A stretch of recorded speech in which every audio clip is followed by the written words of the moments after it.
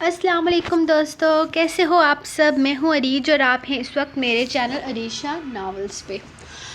تو دوستو آج ہم ریڈ کرنے جا رہے ہیں ناول کی قسط نمبر 13 اور آج موسم بہت پیارا ہے۔ آپ کو بھی پتہ ہے موسم بہت پیارا ہے، اور جب اتنا پیارا موسم ہوتا ہے اب آپ کو پتہ ہے لائٹ نہیں ہوتی، اور بالکل ہماری بھی لائٹ نہیں ہے۔ اور میں نے بہت کوشش کی آج میں 2 ایپیسوڈ لکھ سکوں، لیکن میری لگتا ہے آپ لوگوں کے نصیب میں ایکسٹرا ایپیسوڈ لکھی ہی نہیں ہے، تو آپ کو سنڈے کو ہی ملے گی۔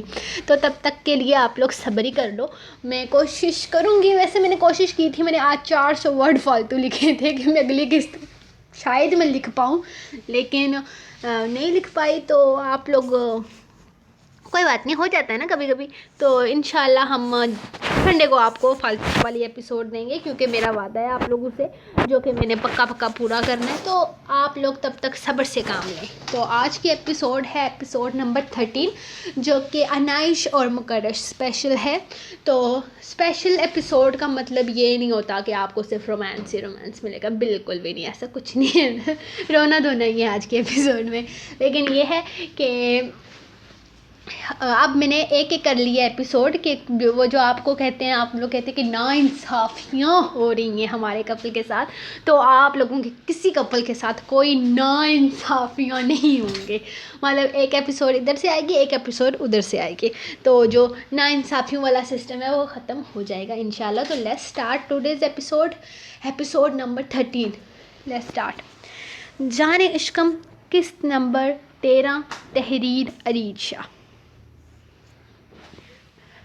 چلو جی، آج اگر تم اپنی مرضی سے واپس نہیں آتی نہ تو یقین کرو کہ اس گھر سے جنازے اٹھتے، لیکن تم کافی عقل مند ثابت ہوئی ہو، تو مزید یہاں رکنے کا کوئی فائدہ نہیں۔ چلو اپنے گھر چلتے ہیں۔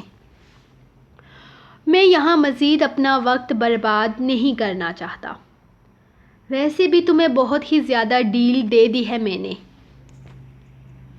اب وقت آ گیا ہے کہ تمہیں تمہاری ذمہ داری بتا دی جائے۔ آج سے تم مقرر شاہ کی بیوی ہونے کے فرائض سر انجام دو گی۔ آج سے تمہاری زندگی کی ایک نئی شروعات ہوگی۔ آج سے تم میری بیوی کہلواؤ گی۔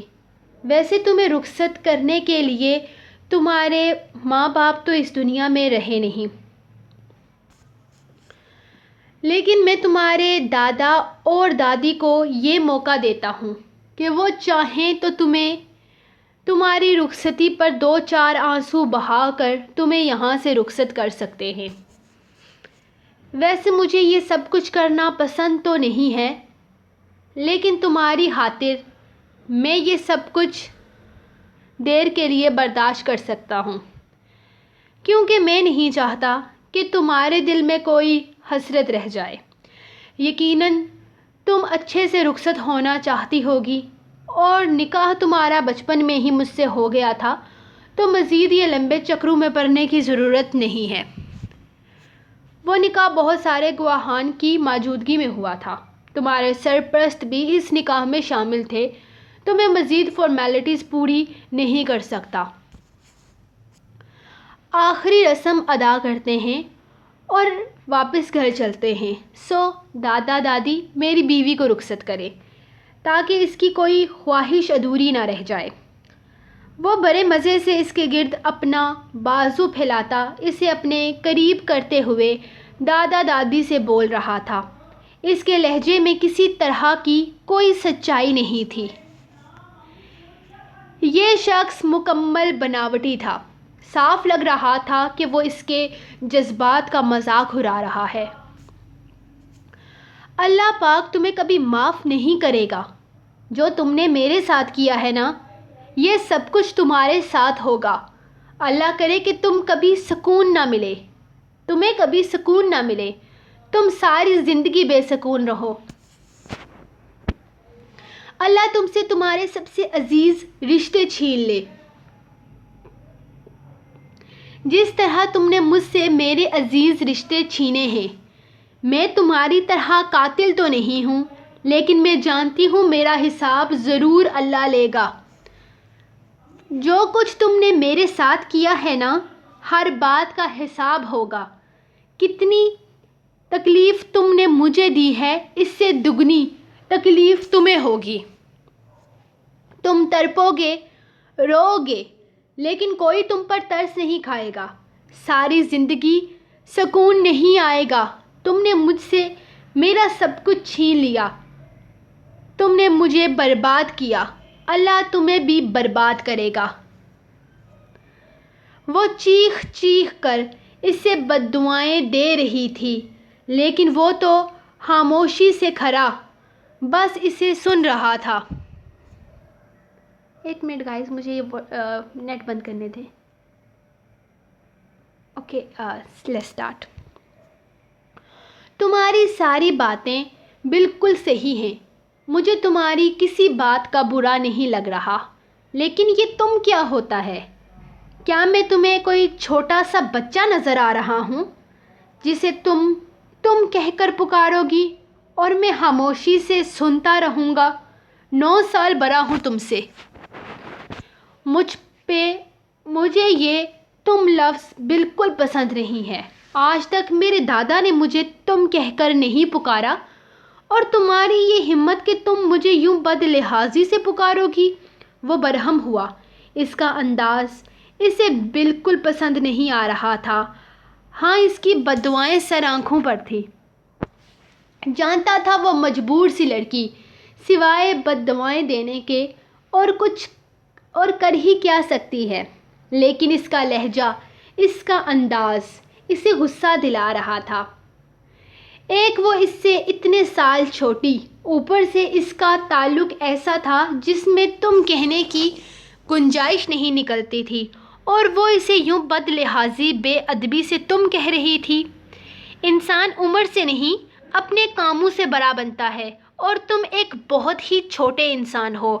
تم میری نظر میں کبھی بڑے انسان نہیں بن سکتے۔ تم ایک قاتل ہو، ایک دھوکے باز ہو۔ جب تم آسانی سے مجھ تک نہ پہنچ پائے تو تم نے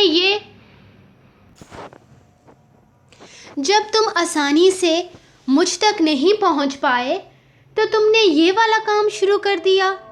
یہی ہے نا تمہاری اور تمہارے خاندان کی حقیقت۔ سوری گائس، اذان۔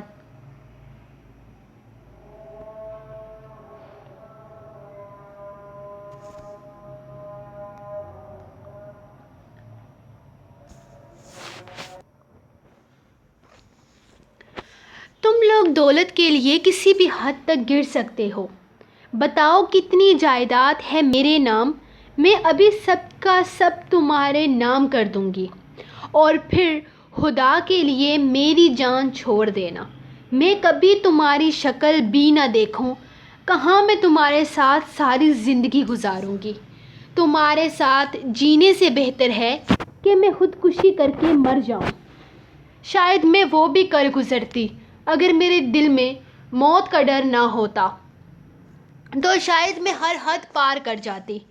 لیکن ایک بات یاد رکھنا، تم کبھی جیت نہیں پاؤ گے، تم کبھی زندگی میں نہیں جیتو گے، کیونکہ میں اس دھوکے کی ہار کو کبھی قبول نہیں کروں گی۔ تم نے مجھے دھوکہ دیا ہے، اور تمہاری یہی حقیقت ہے کہ تم بس۔ وہ دہار اٹھا تھا، وہ نہ جانے کب سے اس کے باتیں سن رہا تھا۔ اس کا یوں پہلی بار روبرو بولنا اسے اچھا لگ رہا تھا، لیکن شاید وہ کچھ غلط بول رہی تھی، یا سب ہی غلط بول رہی تھی۔ مقرر شاہ کے برداشت کی انتہا یہیں تک تھی۔ بہت بکواس کر لی تم نے، لگتا ہے تمہیں رخصت نہیں ہونا۔ تو ٹھیک ہے ڈارلنگ، یوں ہی چلو، مجھے کوئی اعتراض نہیں۔ وہ اسے زبردستی باہر کی طرف لے کر جانے لگا تو دادی نے اچانک اس کے قریب آتے ہوئے اسے تھام لیا۔ بیٹا، یہ بچی ہے، نادان ہے، اسے معاف کر دو۔ خدا کے لیے اس کے ساتھ کچھ برا مت کرنا، بہت معصوم ہے یہ، ابھی اس کے زخم تازہ ہیں، یہ سب کچھ قبول نہیں کر پائے گی، لیکن میں تمہارے سامنے ہاتھ جوڑتی ہوں، اس کے ساتھ کچھ برا مت کرنا۔ دادی اس کے سامنے ہاتھ جوڑتے ہوئے بولی تو اس نے ایک نظر دادی کو دیکھا اور پھر اپنے ساتھ کھڑی اس لڑکی کو دیکھا اور پھر اس کا ہاتھ چھوڑ دیا۔ یقیناً اس کا مطلب تھا اگر وہ اس سے ملنا چاہیں تو مل لیں۔ باقی اس نے اپنے گارڈز کو اشارہ کیا تھا جو دیکھتے ہی دیکھتے جگہ خالی کر چکے تھے، جبکہ دادا اور دادی اسے چھوٹی چھوٹی باتیں بتانے لگے تاکہ وہ اس کے آنے والی زندگی آسان کر سکیں۔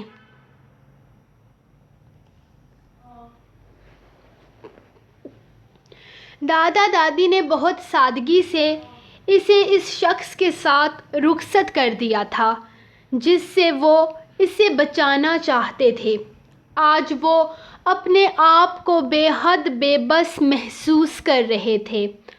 وہ بہت کوشش کے باوجود بھی اس معصوم سی لڑکی کے لیے کچھ نہیں کر پائے تھے اور انہیں اس بات کا بہت افسوس تھا۔ کاش وہ اس لڑکی کی زندگی بچا پاتے، کاش وہ اس کے لیے کچھ کر پاتے، لیکن ہوتا وہی ہے جو خدا کو منظور ہوتا ہے۔ شاید اس کی زندگی میں اسی شخص کا ساتھ لکھا ہوا تھا، تبھی تو اتنی کوشش کے باوجود بھی وہ کچھ نہیں کر پائے تھے۔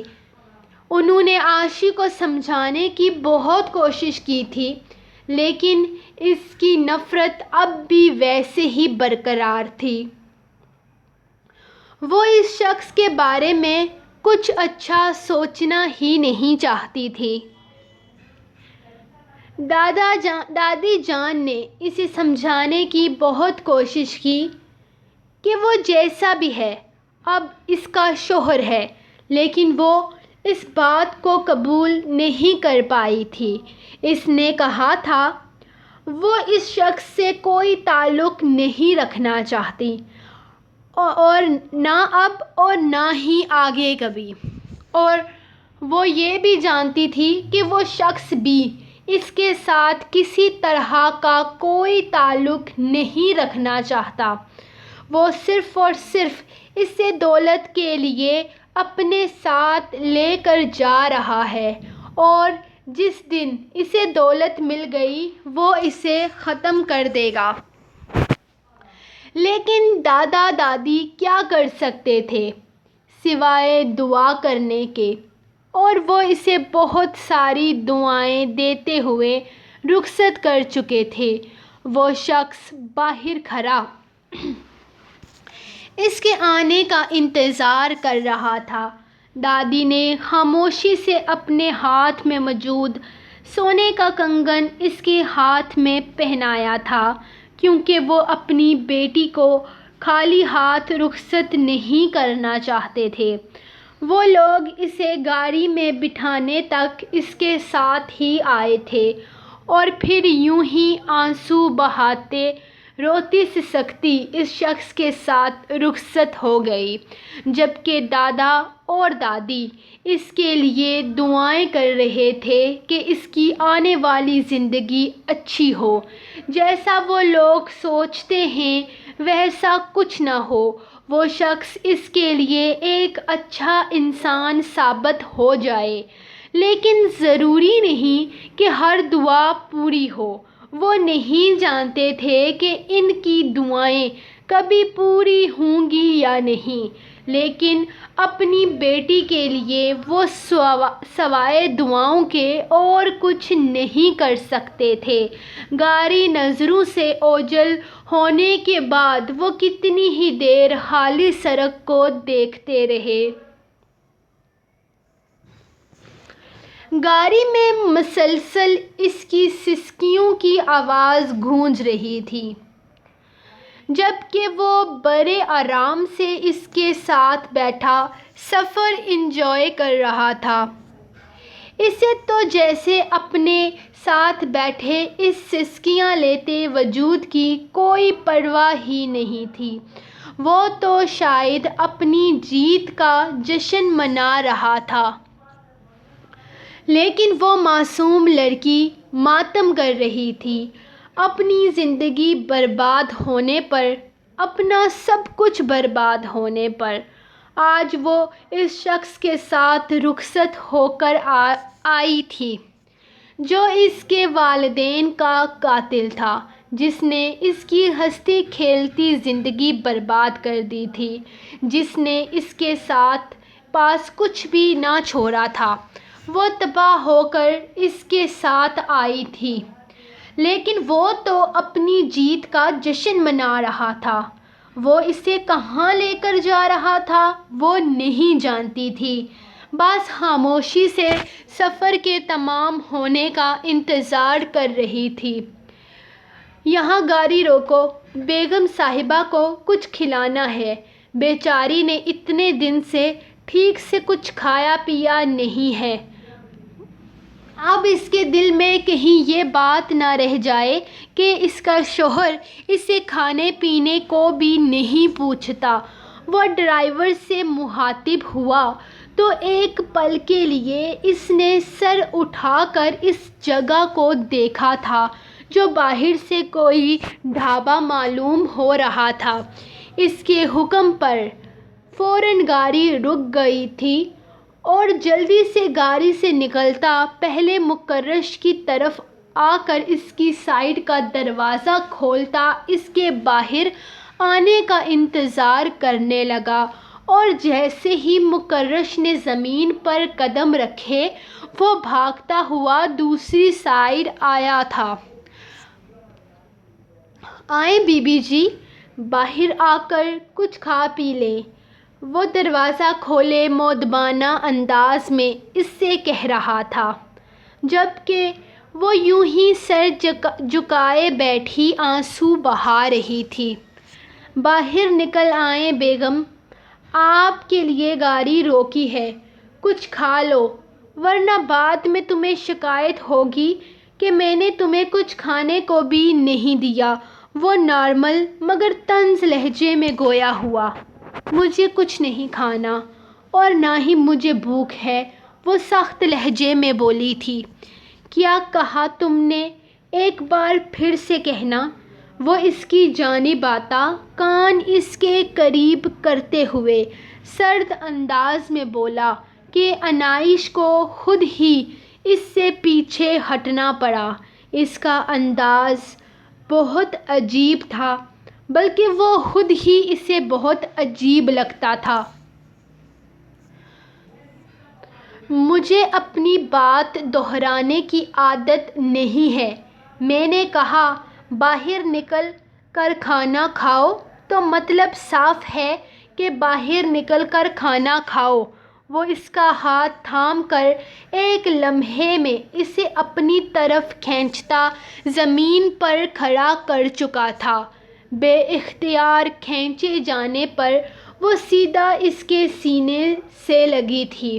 اس کے بدن سے اٹھتی خوشبو عنائش کو کچھ پل کے لیے کسی اور دنیا میں لے گئی تھی، لیکن سامنے والا اپنے مکمل ہوش و حواس میں تھا۔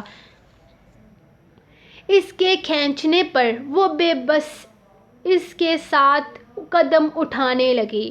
اس نے ایک نظر پورے ڈھابے کی طرف دیکھا اور پھر جیسے اس کے دماغ میں ایک خیال آیا، اگر وہ یہاں سے بھاگ جاتی ہے تو یقیناً یہ شخص اس کے دادا دادی کو کچھ نہیں کہہ پائے گا، کیونکہ اس وقت وہ اس کے ساتھ ہے۔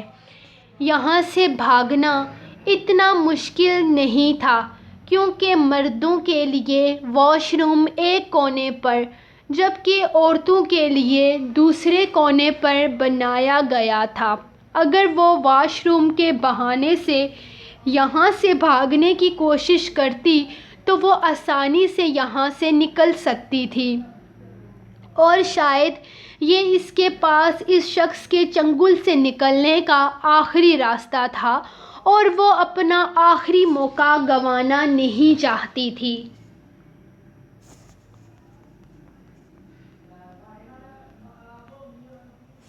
सो गाइस, ये रही आप लोगों की एपिसोड नंबर 13। कल हम मिलेंगे आपको एपिसोड नंबर 14 के साथ। तब तक के लिए आप मेरे चैनल को सब्सक्राइब करें, वीडियो को लाइक करें, कमेंट करें।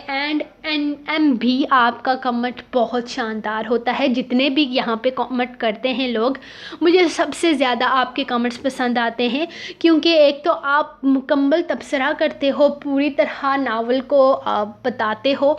तो मुझे बहुत खुशी होती है कि आप मेरे नावल को इतने दिल से सुनती हो। तो थैंक यू सो मच। अगर आप पढ़ती हो, सुनती नहीं हो तो भी, तो थैंक यू सो मच आपके कमेंट के लिए। बाकी लोग भी अच्छे अच्छे कमेंट किया करें ताकि मज़ा आए कमेंट पढ़ते हुए, और कम से कम 1 मिनट तो लगे ना कमेंट पढ़ते हुए आपका। तो बाकी थैंक यू सो मच। आप लोग अपना वक्त निकाल कर यहाँ तक आते हो, मुझे सुनते हो। ऐसे ही आते रहो, मुझे सुनते रहो, मुझे लाइक करते रहो और सब्सक्राइब भी करते रहो, क्योंकि यहाँ सब्सक्राइब का सिस्टम है। तो सब्सक्राइब करो। इंशाल्लाह मिलते हैं कल के एपिसोड में। तब तक के लिए इजाज़त। अपनी राइटर को दुआओं में याद रखें। अल्लाह हाफिज़।